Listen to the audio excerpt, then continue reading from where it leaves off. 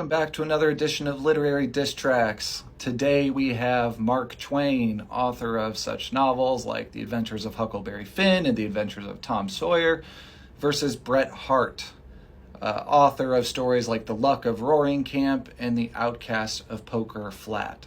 In this feud, these two writers go from this... Did we just become best friends? Yup! ...to this...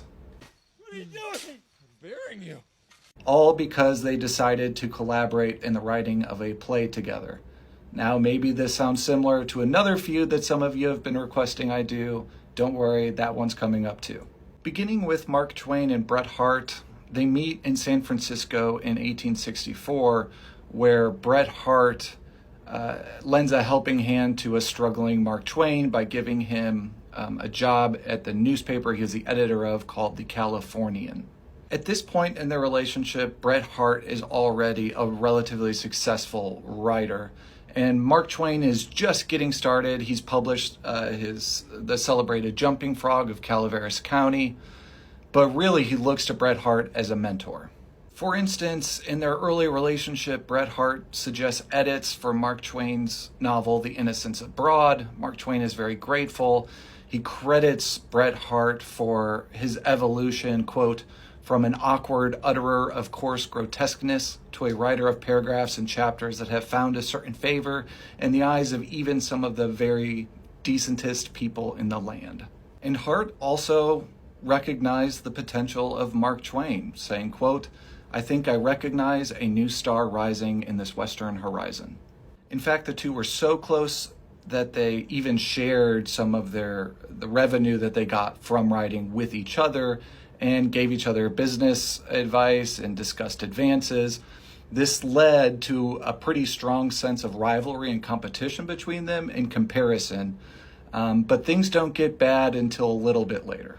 In 1870, things take off for Bret Harte in a big way with the publication of the poem, The Heathen Chinese. Now, this poem was meant as a satire of the very, very prevalent anti-Chinese sentiments and legislation in California at the time, but it was a really clumsy satire. In fact, it was so clumsy in its satire that a large reason for its popularity at the time was because it was used by anti-Chinese movements as sort of propaganda. The very racist politician Eugene Casserly even sent Harte a letter thanking him for his support. Harte was pretty horrified by this reception. He later said that poem was, quote, the worst poem I ever wrote, possibly the worst poem anyone ever wrote. By 1876, Bret Harte's star has fallen pretty dramatically while Mark Twain's continues to rise. And Bret Harte is writing and putting on plays as a way of just producing income. And he proposes to this up-and-coming Mark Twain that they collaborate on a play together, and it will be based on Harte's most popular piece, The Heathen Chinese.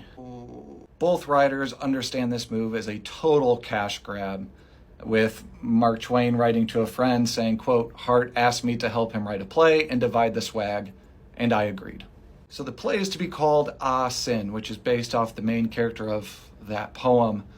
And Bret Harte shows up to Mark Twain's home in Connecticut to begin writing this, but Bret Harte's doing the heavy lifting. Mark Twain's kind of like just playing pool, supplying some dialogue when pressed, and he writes to a friend that he was in, quote, a smoldering rage over the precious days and weeks of time which Bret Harte was losing for him. Things get messy, though, when Bret Harte asks if Mark Twain might give him some money to sustain him until the play can run.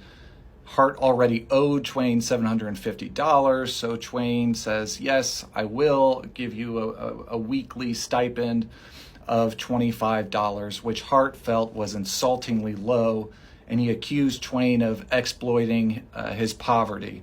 Twain wasn't about to negotiate that price, and so Harte rejected it, and he said that Mark Twain's business advice from earlier in their relationship had cost him thousands, so he's not even going to pay back the money he already owes.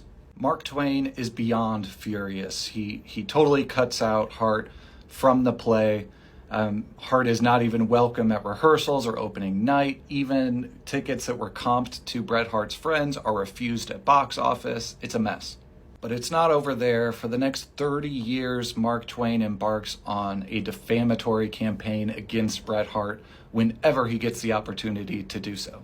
In 1877, for instance, when Bret Harte was being considered for a position at the government consulate in China, if you can believe it, Mark Twain caught wind of this and wrote to the president saying that Bret Harte, quote, swindled grocers, defrauded innocents, and never pays a debt but by the squeezing of the law. So Harte did not get that position, but when he was being considered for a similar position in Germany, Mark Twain once again wrote in protest saying, quote, Harte is a liar, a thief, a swindler, a snob, a sot, a sponge, a coward. To send this nasty creature to puke upon the American name in a foreign land is too much. In 1895, Mark Twain is in Australia talking to the press, and he's still harping on Bret Harte. Quote, he has no heart except his name. He is artificial. As for Bret Harte, he writes, quote, I always considered that we were friends until that trip of his to Australia. The two don't meet again until 1900 in London, where they're both attending a reception for the actor Henry Irving. During this reception, Mark Twain gives a speech in which he's discussing his body of work, noting that he has written some plays, but none of them were quite so popular. And he says to the audience, which includes Bret Harte, that a successful play, quote, requires real ability, and I have never had that felicity yet. That feels pretty pointed. Moral of the story, collaboration is hard, collaborating with a friend, even harder.